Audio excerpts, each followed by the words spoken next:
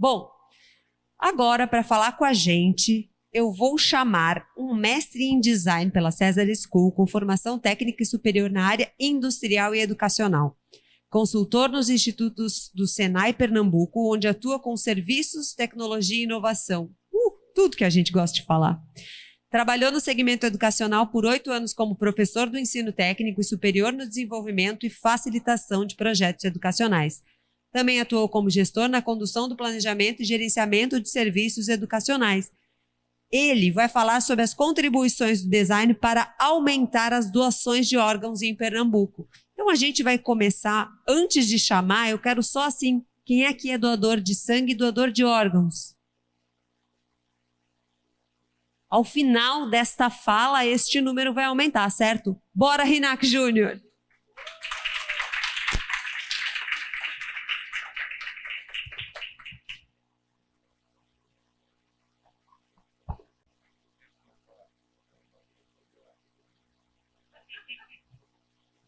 Olá, pessoal. Boa tarde. Boa noite já, né? Tá todo mundo me escutando bem?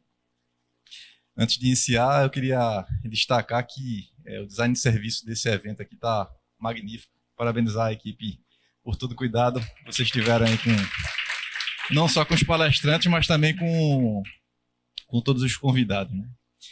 Bom, esse trabalho aqui, né, esse caso que eu vou contar para vocês, as contribuições do design para aumentar as doações de órgãos em Pernambuco, ele teve início, que ela já me apresentou, ele teve início no mestrado, né, num estudo de design. Para quem não conhece, o estudo de design é onde a gente acaba se deparando com um caso real e prático, né, para poder propor soluções para aquele caso.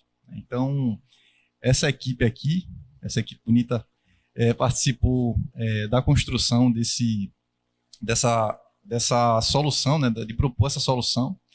A gente teve a orientação da professora Elda, mas eu acabo estendendo como é que eu posso dizer, essa orientação a todos os demais professores que também conduziram isso conosco, né?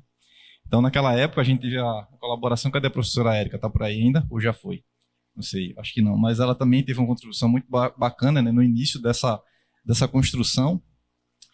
E aí o nosso cliente na época, né, quando a gente acabou se deparando, né, na época do mestrado, os estudantes de mestrado, eles acabavam sendo submetidos a vários clientes naquele momento, né, para poder, assim, cada um se identificar com aquela problemática e fazer essa opção por poder ajudar aquela causa, né? Então, o nosso cliente, ele foi a Central de Transplantes de Pernambuco. Esse órgão está vinculado diretamente hoje à Secretaria de Saúde do Estado.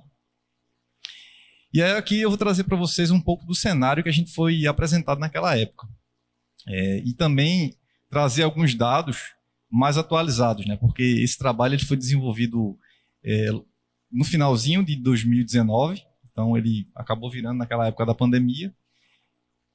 Então, doações de órgãos e transplantes, né? E isso daí é um ato que acaba salvando vidas e também melhorando a qualidade de vida das pessoas. Hoje o Brasil, né, ele tem o maior programa público de transplantes de órgãos do mundo, né? Então, o SUS ele é responsável por garantir isso para todos nós. Apesar disso, infelizmente, hoje nós estamos na 23ª posição em relação aos demais países do mundo no quesito de doação. Isso porque, né, o número de transplantes que é realizado, ele acaba sendo muito distante da necessidade. Então, aqui eu trago um retrato de 2019, e se a gente for fazer um comparativo com o ano de 2021, né, isso acabou aumentando consideravelmente, muito por causa da pandemia, né? Então, a gente pode ver que essa barrinha vermelha aqui no 2021, ela acabou descendo, praticamente dobrando a distância de necessidade para esse número de órgãos necessários para suprir essa demanda de órgãos, né? E isso acaba, de certa forma, fazendo com que a lista de espera ela aumente ainda mais. Então, isso daqui é um recorte nacional, né, do Brasil, não é um recorte estadual. Apesar de que o nosso recorte estadual ele acaba se assemelhando proporcionalmente a esses dados, né? Hoje o Pernambuco ele tem uma representação de aproximadamente 4,5% da população do Brasil. Isso, de certa forma, proporcionalmente acaba sendo reflexos também aqui. E nessa lista de espera, quanto mais tempo passa, mais mortes acontecem, né? Então, isso aqui foi o número de mortes, 4.214 vidas foram perdidas de pessoas que aguardaram um órgão na fila de espera. E aí eu trago aqui um pouco dos tipos de doadores para facilitar a nossa conversa quando eu for mostrar como o design propôs uma solução para isso, né? Então, hoje temos o doador vivo. O doador vivo, ele, quando a pessoa está viva, obviamente, ele pode doar parte de órgãos, como eu coloquei aqui, dos rins, pode doar um dos rins, parte do fígado, parte do pulmão. Nós temos o doador, o falecido por morte circulatória, que é quando o coração para, e ele também assim, não tem uma quantidade de órgãos significativa para poder doar. Então, a gente tem aqui, por exemplo, ele consegue doar tecidos, pele, osso, tendões, etc. E o doador em morte cefálica, né? O doador em morte cefálica, né, é quando acontece, e eu vou explicar daqui a pouco na próxima tela, melhor sobre o que seria uma morte cefálica, mas é quando acontece o desplugamento, praticamente, a morte do tronco cerebral, que é justamente a conexão entre o cérebro e a medula óssea, né? E é o potencial doador que consegue fazer o maior número de órgãos vitais, né? Então, aqui a gente tem, por exemplo, esse falecido de morte cefálica que consegue doar um coração, consegue doar um pulmão, um fígado, né? Então, são os órgãos que têm uma maior necessidade, inclusive tem o maior número de necessidade nas filas de espera. Essa morte cefálica é justamente quando acontece a interrupção irreversível das atividades cerebrais, como eu falei para vocês, né? É justamente a morte do tronco encefálico. Aqui nessa primeira imagem a gente pode ver como é que eu posso dizer, tomografia, né, de um paciente saudável. Aqui no próximo é um estado vegetativo, possui sinais cerebrais, e a morte cefálica, né? Eu acabei destacando nessa terceira imagem. Esse daqui seria o processo de doação de um paciente em morte cefálica. Então, o que é que acontece, né, assim, no processo hospitalar? O paciente vivo e o paciente de morte circulatória, ele não possui uma busca ativa de profissionais por esses pacientes. Por quê? Porque o paciente por morte circulatória e o paciente vivo, você não precisa ter um acompanhamento para isso. Já o paciente em morte cefálica, ele precisa ser acompanhado. Então, esse paciente, quando ele está próximo de chegar a uma morte cefálica, ele precisa ser detectado. Então, em uma UTI, os profissionais de saúde, eles acabam fazendo esse acompanhamento. Existem hoje profissionais especialistas que vão fazer essa busca de órgãos, busca de pacientes que podem ser potenciais doadores. E esses profissionais, quando eles identificam, eles ficam fazendo um monitoramento, porque quando aquele paciente ele acaba entrando em uma morte cefálica, que é justamente aquilo que eu falei para vocês, né, a interrupção das atividades cerebrais, ele recebe essa questão de diagnóstico, que passa por uma série de protocolos e também passa por uma série de exames para ter aquela confirmação, porque quando o paciente ele tem essa morte cefálica, o organismo ele ainda continua funcionando, só o cérebro para de funcionar.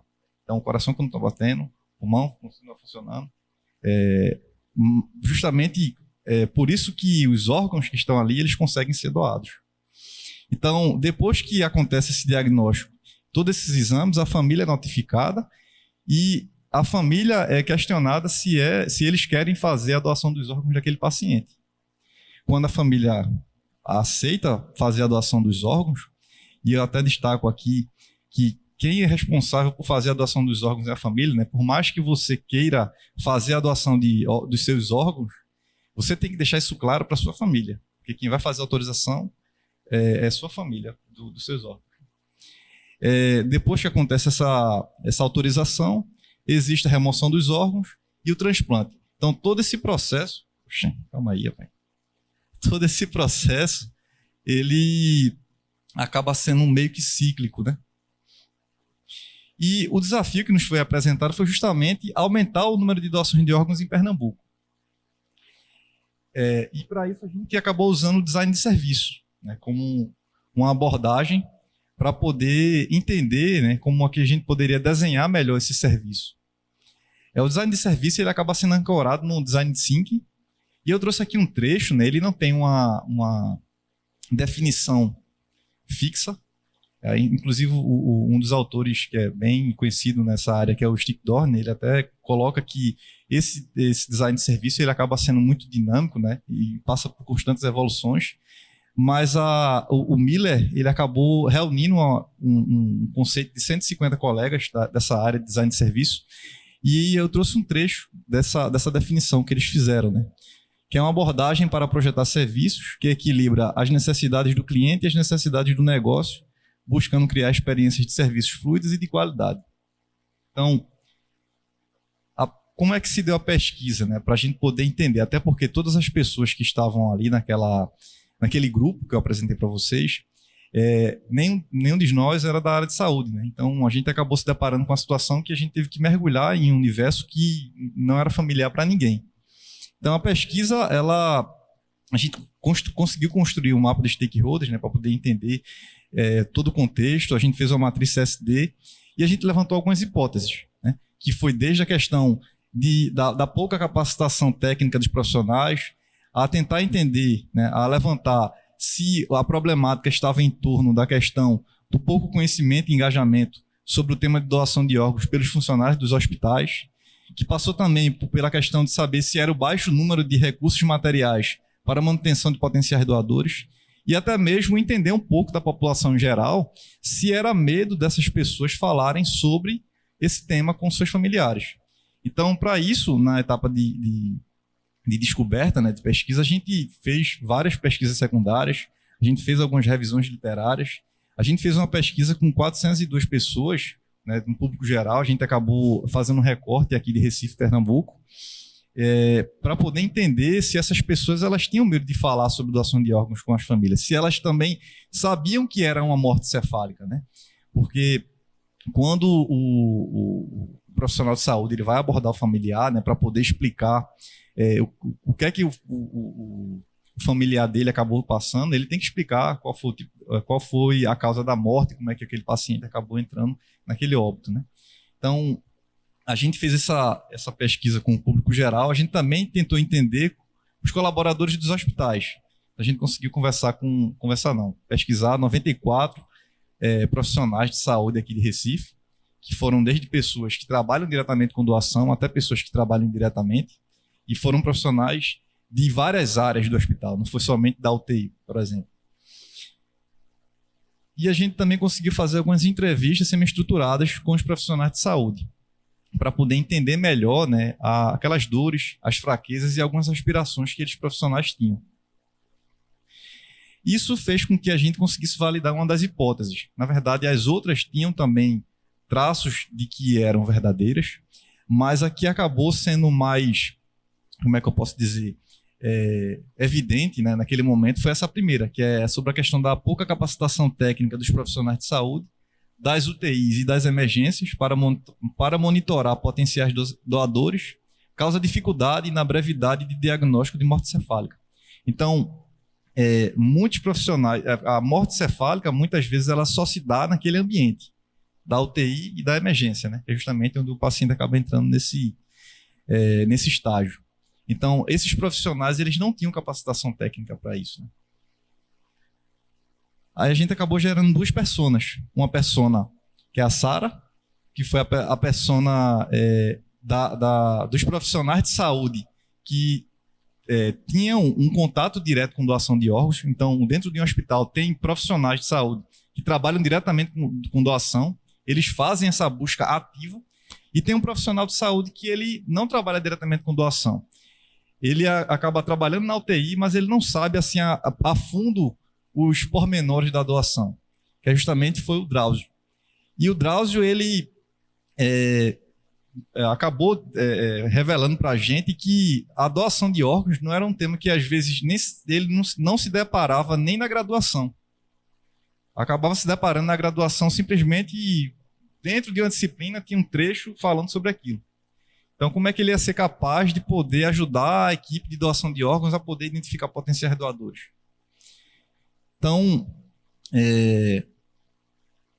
a gente, na etapa de ideação, né, eu trouxe para vocês essa questão da parte da pesquisa, que foi onde a gente conseguiu subsidiar a etapa seguinte de ideação.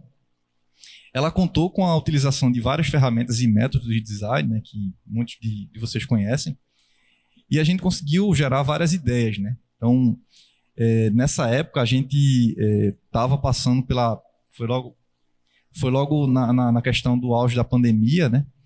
A gente não conseguiu ter tanto envolvimento dos profissionais de saúde para estar colaborando conosco. A gente sabe dessa importância, mas a gente teve alguns momentos de validação do que a gente estava construindo naquele momento. A solução proposta foi justamente um programa de mentoria, né? A ideia era fazer meio que certificações em vários níveis e tentar ao máximo utilizar os recursos que estavam disponíveis ali. A gente sabe que é difícil, né, às vezes tentar entrar no serviço público com propostas de trazer alguma coisa que movimente movimentação de recursos. A ideia era utilizar os próprios profissionais de saúde que já trabalham há um tempo com doação para ser chamado de embaixadores e eles serem os porta-bandeira daquela causa e poder fazer essas capacitações iniciais desse público, né? Porque não basta simplesmente ter uma pessoa lá, um profissional que fica fazendo essa busca em períodos e não ter toda uma equipe mobilizada, né? Então a gente acabou destrinchando isso em vários níveis de certificações e também com encontros multidisciplinares, com reconhecimento e também com palestras, né? Isso quer dizer que eles não tinham, mas eles acabavam, né, quando a gente fez a verificação, né, na pesquisa, a gente identificou que eles acabavam tendo esses cursos, mas muitas vezes não tinham engajamento dos profissionais, não tinha a questão de, por exemplo, horários flexíveis de treinamento. Às vezes o treinamento coincidia com o horário do almoço do profissional de saúde, e às vezes ele não podia ir. Então, na etapa de prototipação, a gente acabou utilizando algumas heurísticas de design de serviço para poder construir o blueprint de serviço, né, que foi justamente como a gente iria modelar esse serviço, né, para poder fazer esse mapa de jornada do usuário que iria usar esse serviço e entender quais seriam suas relações, né, seus pontos de contato com essas certificações. A implementação não foi possível ser feita. A implementação, como a gente também estava nessa questão da pandemia, a gente não conseguiu fazer uma implementação prática e colocar em prática aquilo lá com o pessoal, com os profissionais de saúde, né, para fazer um mínimo produto viável naquele momento.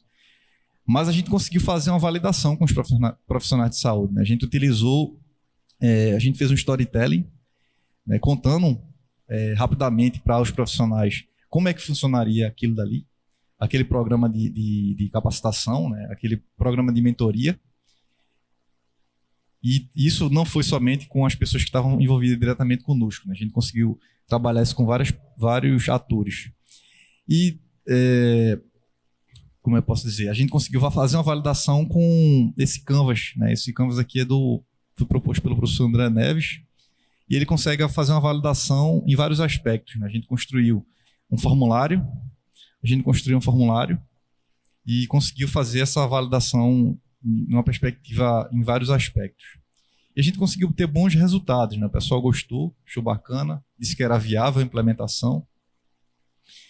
E é isso. Aqui eu trago um destaque para o que eu falei anteriormente, né? Que se você quiser ser um doador, né? Se você tem esse interesse, é muito importante que sua família saiba disso, né?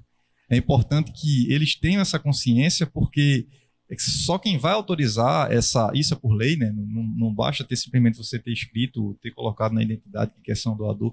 Aqueles avisos que tinham na identidade justamente para que, caso acontecesse alguma situação, os profissionais de saúde viessem à sua família para poder conversar e ter essa autorização.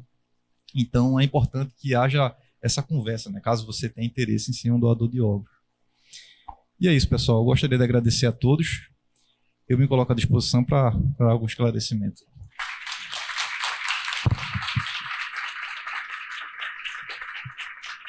Muito obrigada, Rinak. Já tem uma pergunta aqui, viu?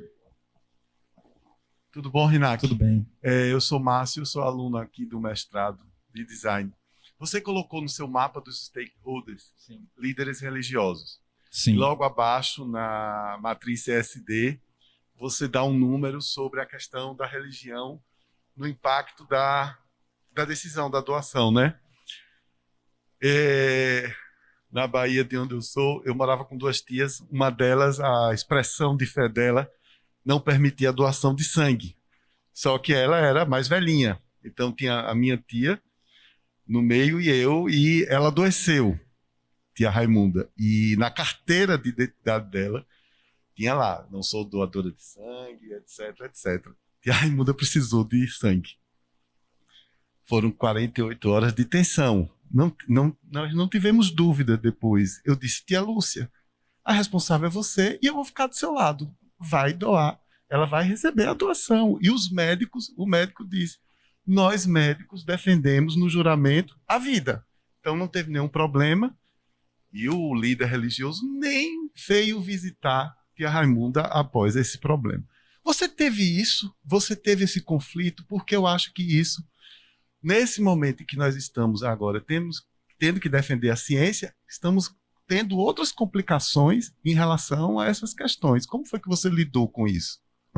Bom, desculpa teu nome. Márcio. Quando a gente foi nessa etapa de pesquisa, né, a gente acabou tentando entender as negativas, né, para a doação. A gente viu que a questão religiosa era uma delas, mas a gente não chegou nesse caso. A gente não chegou a... Porque o que é que acontece? A gente teve dificuldade no processo de pesquisa com o cliente. Mesmo o cliente trazendo a dinâmica, a gente teve uma dificuldade. Então, a gente não conseguiu acessar as negativas dos pacientes, os motivos das negativas. A gente sabia que 30% era por religião, mas não tinha o detalhe. Assim, nos foi dito no início, quando foi apresentado a questão do... Quando foi apresentada a questão do desafio, que todos as justificativas elas iam ser abertas de forma anonimada, claro, para a gente entender quais eram os motivos religiosos que faziam que aquela pessoa não pudesse doar. Mas a gente não teve acesso, infelizmente, a esse dado. Então, a gente acabou seguindo por outro caminho.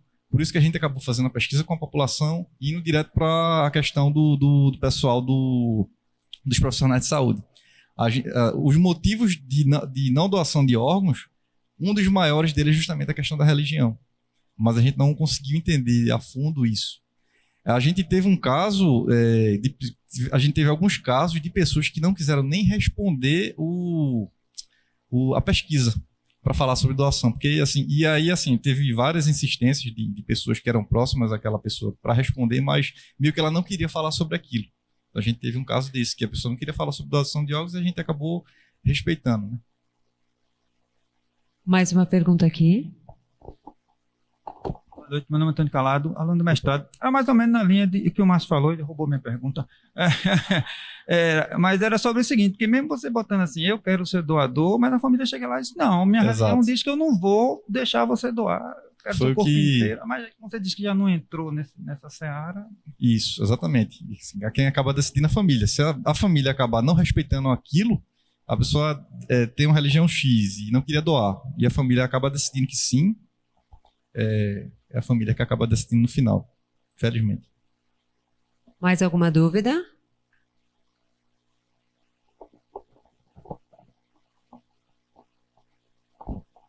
Oi, Naki. Eu queria saber se vocês conseguiram identificar um percentual de perdas de possíveis doações dentro dessa, digamos, baixa capacitação dos profissionais de saúde. A gente foi da mesma turma no mestrado e eu me lembro que vocês diziam que é como se tivesse 2 equipes, né? Uma que captava o processo de doação e outra que fazia o hospital rodar normal, atendendo ali, estando perto ao paciente. Então, se a gente já tem um problema de doação na própria sociedade e ainda existe uma possível perda dentro dos ambientes hospitalares, eu queria saber se vocês conseguiram identificar essa possível perda por conta dessa capacitação. Não, infelizmente não. A gente queria ter alguma coisa próxima a isso, mas como foi muito conturbado naquela época, assim, foi final do ano para início e teve a questão da pandemia, né, e também teve um problema muito grande de questão de disponibilização de dados pelo cliente na época, né, a gente não conseguiu entrar muito a fundo dentro da questão da central, né? a gente conseguiu fazer por fora as pesquisas, inclusive muitos profissionais de saúde que nos ajudaram, não foram diretamente vinculados ao cliente, a gente acabou correndo por fora.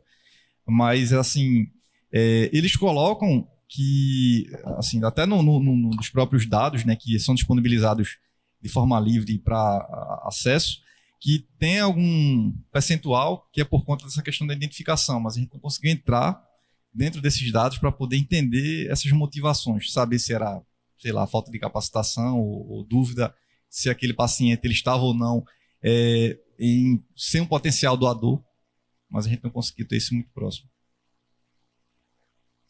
Mais alguma?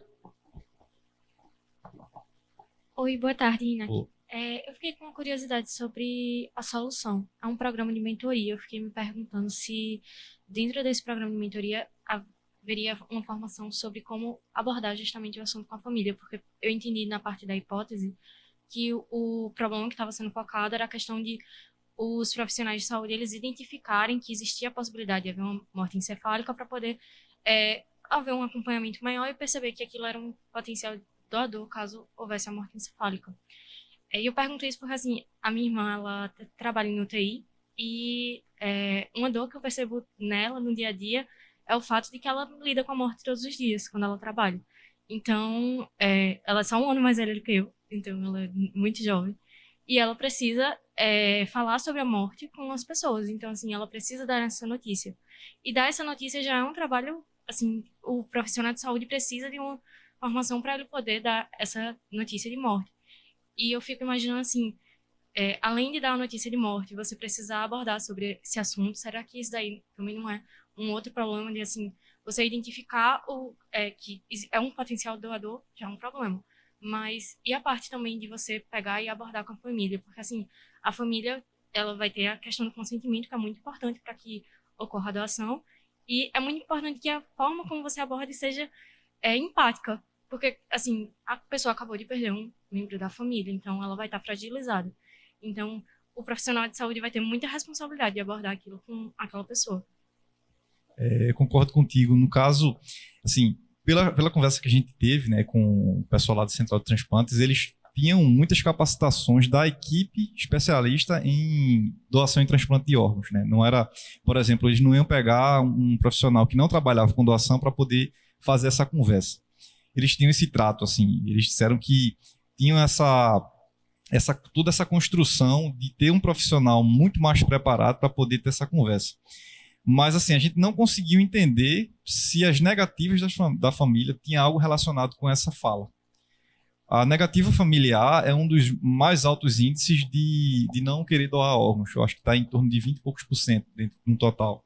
Então, a gente não conseguiu entrar nesses dados para poder colher se realmente tinha algo vinculado com essa questão do despreparo do profissional em poder falar com aquele familiar. Mas, assim, segundo o próprio relato das pessoas da central, eles disseram que a questão da fala, né, isso não seria um problema. Muito obrigada, Renac. Obrigado, pessoal.